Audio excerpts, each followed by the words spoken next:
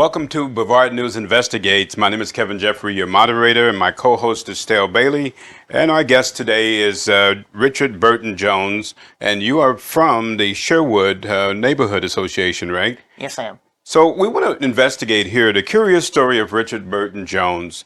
Why did the Titusville police send the sheriff's department to visit the home of Richard Jones? And we're just asking questions. And so he consented to come on so that we can actually get to the bottom of this.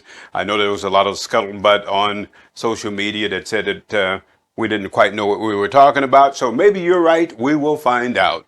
So we'll hear it from the horse's mouth. Richard, thank you for joining us. You're very welcome. So tell me a little bit about yourself before. Now, we were talking before, and you have an interesting background. You were a wrestling coach. You've wrestled. You have a very athletic background. Oh, yeah. I was a state wrestling champion from Merritt Island.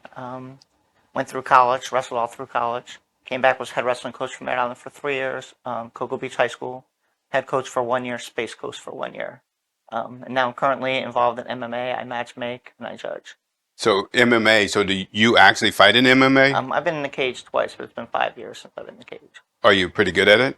Yeah, I'd say I'm pretty good at it. Wow. Okay. I'll know not to mess with you, Richard. Okay. So walk us through this. Back on October the 3rd, you had this visit from the law enforcement. Now, the thing that was said was that it wasn't Titusville police, and it wasn't really the Titusville police that came to your house, though they were with the Brevard County Sheriff's Department. Is that correct? That is correct. And I was under the impression that it was the Titusville police. I didn't realize till later that it was Brevard Sheriff's Office. I didn't realize it was two different colors that they wore, and I just knew that my wife said there's police here, so I assumed Titusville police and came out and had a nice conversation, about 20 minutes with the police officer that was there. But I was under the impression when he left that it was Titusville police and didn't find out later till it was Brevard County Sheriff's. But Titusville the Titusville Police Department initiated the contact. That is correct. Okay, and so according to the Sheriff's Department record, they initiated this contact with you as a result of the fact that, and just reading from the report, the conversation was perceived. You had a conversation with Andrew Connors, who is now the mayor of Titusville, or the mayor-elect, and the conversation was perceived by Andrew Connors to contain potential threatening undertones directed toward former Brevard County Commissioner and real estate developer Robin Fisher. Your response to that? Yeah, he sent them there under false pretenses, obviously. Me and Andrew have known each other pretty well for several months, had several conversations in person, several conversations on Facebook and through text. Andrew was upset that unflattering pictures of him were posted, and he reached out to me and said, "What did I do?" So that was based on those pictures coming out. That's why he said, "What did I do?" Then when I explained to him, that he has Robin Fisher support, all the candidates that have Robin Fisher support we're going to go against because of the Sherwood situation, and they'll be dealt with harshly. So he tried to change the harshly into being some sort of physical threat of some sort, even though he knew that wasn't true at all. Can we back up just a little bit? What prompted him to call the police? Or what did they allege when they came to your house? When they came to my house, we first talked about the pictures, which is the reason they were sent. But then he said the comment harshly is what set him off, and he was worried about harshly. And then I explained to him that harshly was going to be speaking out against any candidate that Robin Fisher was supporting. Because again, the Sherwood situation, he's coming after our house. So it's not just me, it's all of Sherwood who are affected by it. And the police kind of understood at that point because they knew a little bit about the Sherwood situation. And so he kind of switched it around to try and have something to grasp at as intimidation, and it didn't work. So how long did you talk to him? The police? Mm-hmm. They were there probably, I would say, about 20 minutes or so. And so just what was the flow of the conversation? We talked about the pictures. So the pictures, when you say the pictures, what do you mean? What pictures? The pictures of Andrew Connor where he was drunk, perceived to be either high, smoking from something. Several pictures out there that he was unhappy about, and that's why he reached out to me. And that's what prompted everything at that point. Now, interesting, these pictures came off of his own website. Oh, yeah, there was on Facebook. Correct. No, yeah, there was on Facebook that anybody could see and get a hold of, and he just didn't vet him off his page. And I have a question. So, since this all occurred, has those photos been taken down now? from his Facebook page, or do they remain? Do you know? I don't know because he unfriended me. And it actually wasn't even me that posted the pictures, which he found out later. It was my wife that posted the pictures, as the police officer found out too when he came. So walk me through. You're at home minding your own business. You Yep. get a knock on the door, and what happens? Yep, I got a knock at the door. I just got off work. I was actually in my man cave, putting my football stuff together. Wasn't really even in a state of dress, and my wife said the police are here. So that's why I assumed it was the Titusville police. So I threw on some shorts really quick, invited him in the house. Didn't want to keep him waiting. Probably should have thrown on a shirt and everything else, but I want to keep the cop there. So that's why people are asking, why were you not in full dress? I was just home minding my own business, putting my man cave together, and then we start the conversation. So at what point then, because it's interesting that the way that they described this here, words matter, and what they said here is it was perceived by Andrew Connors, which I think is interesting. Yeah. There was no actual verbiage that was used that would lead him to believe this. None whatsoever.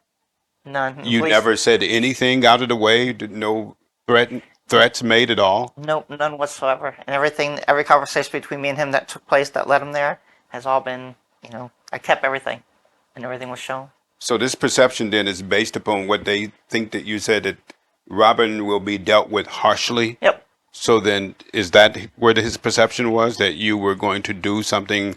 That's where he tried to make him believe the jump was harshly, instead of speaking out against his candidates or boycotting his business, into violence, which is quite the jump that no rational person would kind of make. And I know he didn't make it either. It was there because of the pictures as a form of intimidation.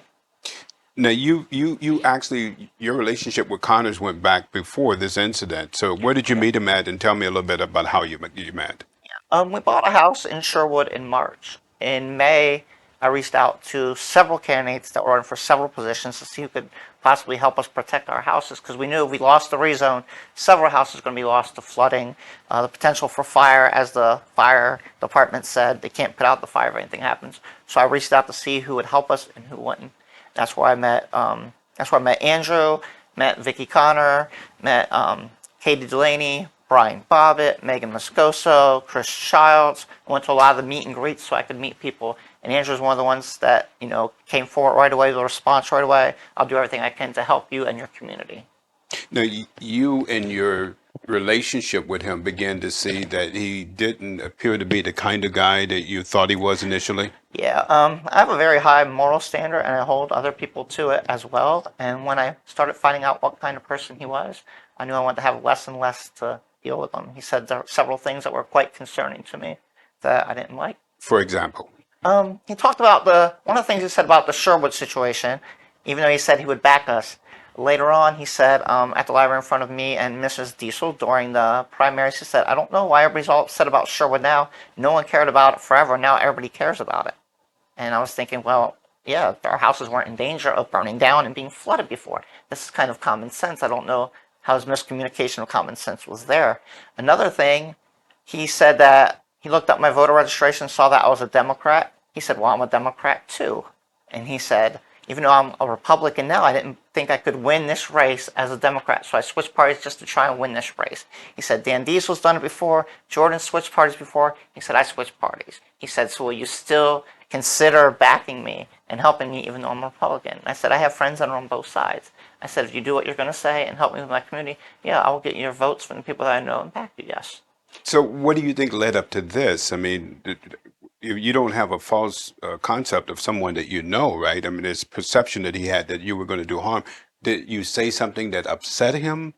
Or was there anything done between meeting him and this incident? No, just the pictures coming out is the only thing really. And, talking online about different candidates, he had realized that I was starting to support, one of his opponents. And I know that upset him. The pictures came out and that upset him. But as far as harm in that jump, none whatsoever. He knew that I trained MMA fighters. He actually asked me if I could help train him how to defend himself and how to fight. And I said I could do that any time. And he said I just have to get my back situation taken care of legally and everything before I can hop in there. But once I do, I would love for you to train me how to fight and defend myself. Yeah, there is that situation with his back. I think he's on disability, right? I believe yes. Yes. So, what is there anything else that came up that made you question his credibility? There were a lot of a lot of things that he said that weren't true. A lot of support that he said he was going to help us. One of them he said would be at the Planning and Zoning Committee talking out in favor of us, and he never showed, and said that he had the time. He was mistaken by the time, but yet every other candidate that said that they could come and help us all came there and spoke on our behalf. He was the only one that was kind of confused by the situation. And so, as you look at it, you said that he was going to. You said that you were going to establish a boycott of Robin Fisher Yes. because of this situation Yeah, with Sherwood. Yeah, but Do you absolutely. think that also maybe upset him? I'm not sure if that upset him or not. I mean, I know he's close with Robin. Being linked with the people that are Robin are supporting, I'm sure he didn't like that because a lot of people were against Robin because of that. He even told me, he said, that's not true. Robin is supporting my opponent. So, which is totally false. Robin never supported Vicky Conklin at all. If he could have said a former opponent, yeah, Robin had some support for Joe Robinson, who Andrew also spoke out against harshly in the primary and said how he was cheating and was going to bust people to the polls. But as far as his current opponent, and that's what he said, that Robin's supporting my current opponent, which is Vicky Conklin, I knew that to be totally false. So I'm curious because throughout this entire case report, this police report, it's talking about the potential threatening undertones directed towards Robin Fisher. Have you heard directly from Robin Fisher? Did he make any police reports himself regarding his safety and feeling unsafe? No, I've never heard from Robin Fisher ever. I reached out to him when the whole Sherwood thing was going on, so I could at least have a meeting, or some of us from our board at Sherwood could have a meeting and discuss it with him to try and save our houses. And Robin's ignored anything I've ever sent them, so I've never heard from him ever once. So, what happened when you found out about with this information that you have, and you saw what happened with the mayor's race with Vicky Conklin? You saw that on what did you? How did you find out about it? Find out about Vicky Conklin and the situation with Andrew Connor, with the accusation that she took down his signs. I found out about it just through online. I saw the video and everything that occurred, and then when I was at the library on a Saturday, I talked to Vicky when she was there, and she told me some of the stuff that Andrew was doing with the signs, and she said it's my picture, it's a misspelled name and Democrat across it. And that didn't surprise me at all because, again, it goes back to Andrew Connor saying he didn't think he could win as a Democrat, so he changed to Republican even though it's a nonpartisan race. So him putting the Democrat up there, he knew that would hurt her, so that's why he did it. So, I mean, in my opinion, that's as cheap as you can get, but I had conversations with him about the ghost candidates that Rita Pritchard and John Tobiah had. We had a one-on-one talk about that, and I said how I thought morally it was wrong. They were putting in ghost candidates that weren't even trying to win. And Andrew thought it was a great idea. He's like, no, that's a great idea. And I'm like, why is that a great idea, Andrew? He said, whatever it takes to win, you do to win. He said, and if they get in a primary, that's less doors they have to knock on, so it's easier and you're cutting out a segment. And I said, you don't think that's wrong? And he said, no. And I said, I think that's very wrong. Morally wrong? He said, it's legal. Do whatever you have to do to win. I'm like, okay. Are you surprised he won?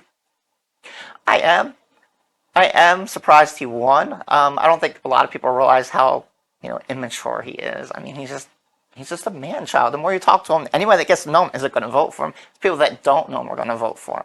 So I am surprised he won, but I don't know what percentage of the voters really are doing their homework. We have no way of knowing who's, but I mean, he goes to the forums, refuses to answer questions, goes to the debate and leaves beforehand because he says, I don't want to be arguing, where every other candidate stayed and there was no argument whatsoever. He just let the people know their opinions. So I'm surprised he won on that, yeah. But after the negative publicity of the signs and the way it was written up, that definitely altered the race. Without him pulling that stunt and shenanigans, which was morally corrupt, he wouldn't have won. He knows he wouldn't have won. So what do you expect is going to happen for not only the city of Titusville, but Sherwood? I mean, what do you see coming down the pike? Well, for Sherwood, we're in really bad shape because the rezone went through. We had no way of really appealing it. The only way we could appeal it is one person's name went on there, and if they lost, they had to pay all the fees, which could have ran upwards of $1 million. And the five of us met, and we're like, "There's no way we can do this," and it's unfortunate. That's an appeals process that probably probably should be changed. It's probably done for Absolutely. the purpose of encouraging Absolutely. the citizens not to appeal. Absolutely. And the bad part about that is the developer that we have, he's based out of Miami, but came from Argentina. If they ever get in trouble, they're out of the country. Nothing we can do. So what do you think? Do you think that the city of Titusville do we see a train wreck coming down the line with Connor as the mayor? I don't see how anybody who's that much of a child can get anything done. I really don't. I mean, he's a child. And you put a child in a position to run a city? No. It's really ridiculous. And one of the other things is that so you have a lot of this happening around the country. I know that this is illegal. It's really not constitutional that the police could come and question you about comments made on social media. Does happen in Europe, right? That's in Europe. Yep. You say that you are not going to let this intimidate you and you're going to continue to talk out. And this is what they try to do in order to get people not to talk out, right? Absolutely. And so your comments in the police report, which I give you kudos for, it's a lot of courage that you will continue to use your constitutional rights to voice your opinions and concerns within the letter of the law. Absolutely. And anybody knows me knows I've been a fighter since day one. I wouldn't achieve what I did in my athletic career if I didn't.